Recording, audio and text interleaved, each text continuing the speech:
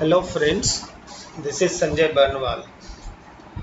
Today I am going to share with you my experience in using SAP resource related billing solution. In short, it is called RRB. In my previous company, we had lots of intercompany related transactions, particularly where company A used to receive invoices on behalf of company B. So they receive the invoice. When they receive the invoice, they will post transactions. If it's a PO based, then they will use Miro, or if it's non-PO based, then AP60. Once the vendor invoice was posted, then they will be using AP70 for creating the customer invoice. RRB solution removes this manual transactions, and it creates automated solution. So because in manual solution you don't have the visibility what type of invoices are still to be uh, uh, you know uh, the vendor invoices which are yet to be charged to your other companies. So let's go to RRB. What exactly is RRB? So RRB is it's an automated solution which allows you to link your vendor invoice with the customer invoice, and it uses internal order and material as basis. Internal order is used to identify a customer, and material is used to identify the types of services. So I'll explain in detail about all these things in later parts. One of the most important configuration is creating an RRB profile, and transaction to use that is ODP1. I'll also run through your basic configuration of ODP1. So here then you post the vendor invoice with respect to internal order and material. It can be non-PO or it can be a PO based vendor invoice. Once the invoice is created, then you use a debit memo request. DP90 is the transaction. So in the DP90, then you through DP90 you convert the vendor invoice into a sales order. And once the sales order is created, then you create a billing document. And debit memo request is the basis for creating the billing customer billing document. And you can use internal order line item display report KOB1 transaction to track pending billing on the customer side. So in this training video, I am going to share with you three important documents. One is process flow diagram relating to RRB. How does it work? From where to start and where to end. Then in SAP transaction flow, I'll show you starting with the SAP customer order contract and ending in creating the customer billing, and some of the important configuration relating to SAP RRB. So let's first go to process flow diagram. So this is a process flow diagram.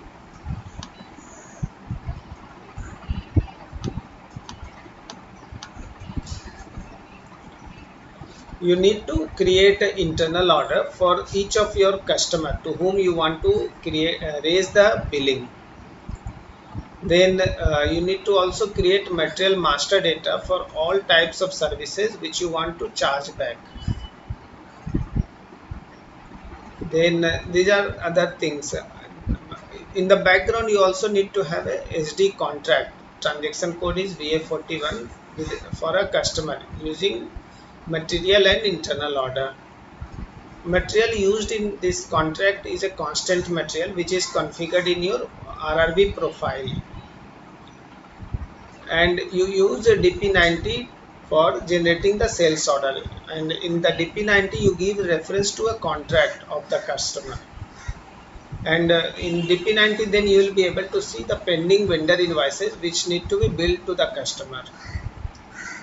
So the process starts first. You need to have a contract for a specific customer in the system. Once the contract is created with respect to internal order and material, then you go ahead with creating your PRPO for a vendor, and in the PR or PO you must mention the same internal order what you have in the contract. And in the PO you also mention the material types, different materials you can create for different types of services which need to be charged back to your customer. Same thing will be in the non-PO invoice case. In non-PO you will directly post to the through FB60 transaction, and in case of PO system will use that material and internal order through MIGO. So once you have done the invoice transactions and MIGO transaction, then you can check through DP90 whether invoice to customer is pending. So if it you see in the screen there are certain transactions pending, then you release the pending transactions. So in DP90 it allows you to have authorization based control, so you can give access to some different person to release the pending invoices. Once you release the pending invoice through DP90, then sales order gets created. In the background, system uses VA01 transaction. Once the sales order is created, you can directly release billing document to a customer, and customer invoice gets generated. Here again you can have the release strategy. So instead of directly generating invoice to the customer, you can go through VFX3 transaction. So now let's see transaction cycle in SAP. So we start with T code VA41. So one important part here is you need to have a basic SD configuration. So you should have your sales organization, distribution channel, division, all these things you need to create and configure. And then you also need to have a pricing procedure relating to RRB. Few of them I'll touch base in my next document. So first let's go through the transaction cycle. So once the contract, so enter your sales area information and choose the contract type which you have created for RRB contract.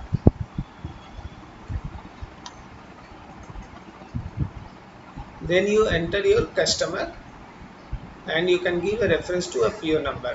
One important point to note here is in the contract, in this screen you see one material number. So this material must be the same material what you have configured in ODP1 T code, which is the RRB profile creation T code. And the internal order what you see here identifies the customer. So same internal order, when you create a purchase order, you will be assigning in that purchase orders this internal order, so it gets linked.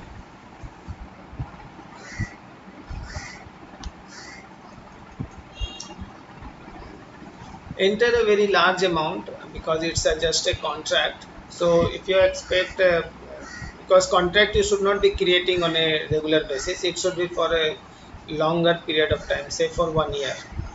So once you assign that, and then you can save the contract. So I have done all the configuration for the pricing procedure relating to these contracts. I'll show you that as well.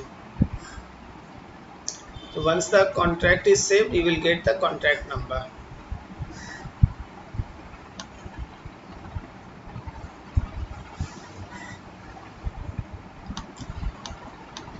So after the contract is created, now you are free to go ahead and then post your vendor invoice transactions.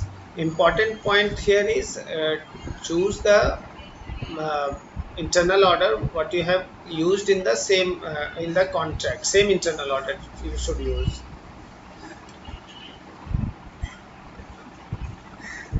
Another important part is when you are posting transaction using the GL account, it should be the same GL account what you have configured in your ODP1 profile.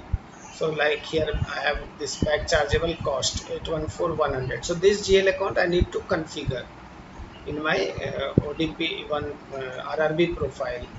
So credit this, debit this GL and credit your vendor. So basically in this transaction what I am doing, I have received invoice from the vendor for certain types of expense. type of expense is denoted by material and on behalf of a customer. So customer is denoted by internal order. So once I post it,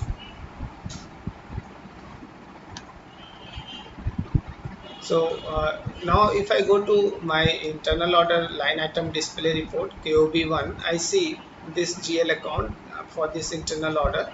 See this the material which I had used, it was for say armed guard service. So in my previous company it was a shipping company, so they used to have different charges related to armed guards, insurance and so on.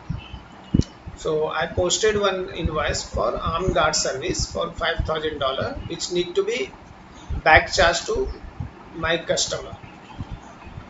Right now in this internal order line item, you see only vendor invoice. It does not show the customer related transaction, which will come once we do the DP90 transaction. So now let's go to DP90. In DP90 you have to enter the same contract number which you have created earlier. So enter the contract number and you can enter a date up to which date you want to generate the billing document.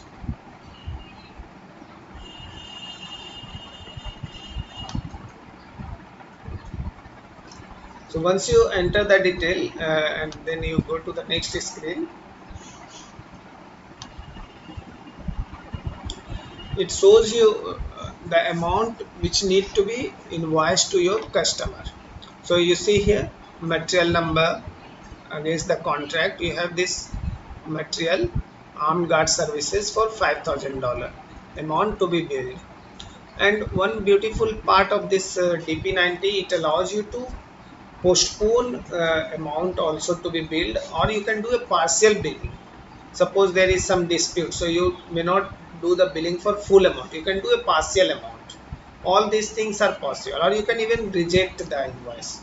So it allows you either of three actions.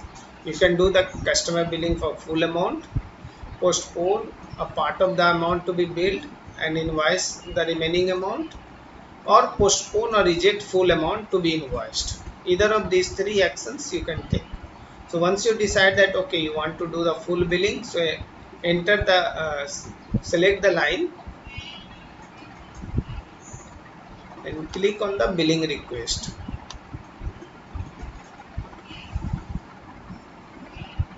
So once you select the line and click on the billing request, system will throw one message. Do you really want to create the billing request? Click on yes. So once you click on yes, system will generate a debit memo request for sales order, and you can see it used VA02, which is the sales order, change sales order screen. So in effect it created a sales order. In RRB terminology it is called debit memo request. Now you can either generate the billing document from this screen itself, or you can go to VF01, and if you want to have further restriction you can also use VFX3 to release the customer billing document.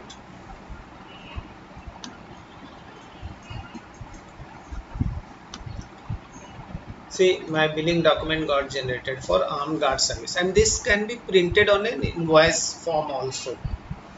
So that way you can see it's very straightforward and completely automated, linked to your vendor invoice. So you don't need to worry about if something has been missed out or not. If you want to add some markup in your pricing procedure, you can do that as well. So my customer billing document has been generated, so we can see it. So let's see the accounting document. See, I have got this accounting document. So you can see this this new GL account 814200 has come up.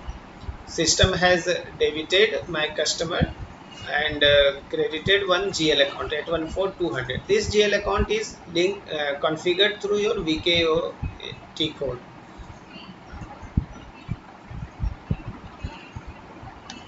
Now let's go to KOB1. Now you see KOB1 is showing you zero balance, and here it has got two different GL account.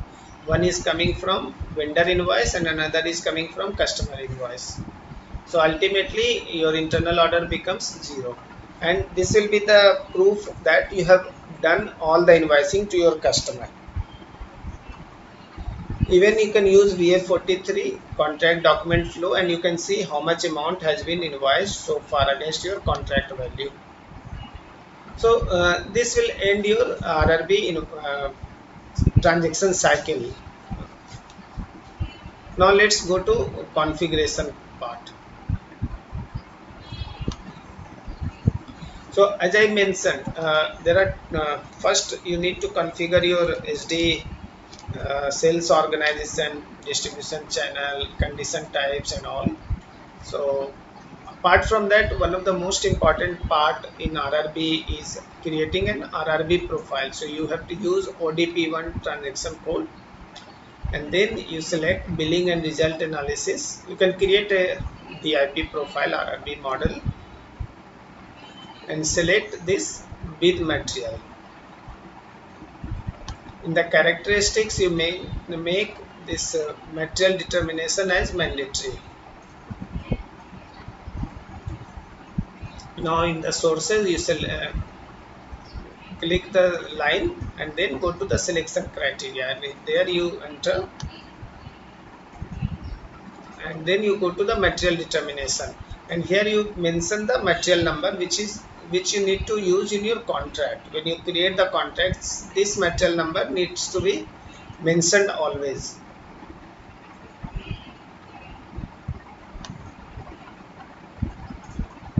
And finally you assign the GL account, which will be posted when you do the vendor invoicing.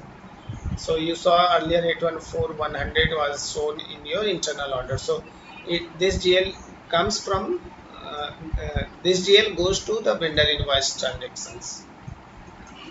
Now let's see the pricing procedure part. So I created one ZRRB pricing procedure, and here you can see I have assigned account key ZRB. So ZRB is my account key for cost recovery.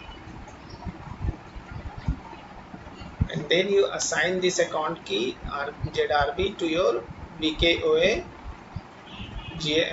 transaction, and assign the GL account with your chart of accounts. So once you have done these things, then your RRB solution is complete, and you will be able to process all your vendor and customer related transactions seamlessly. I hope this video is good for you, and you can use RRB in your company. Thanks for watching my channel, and please subscribe and like it.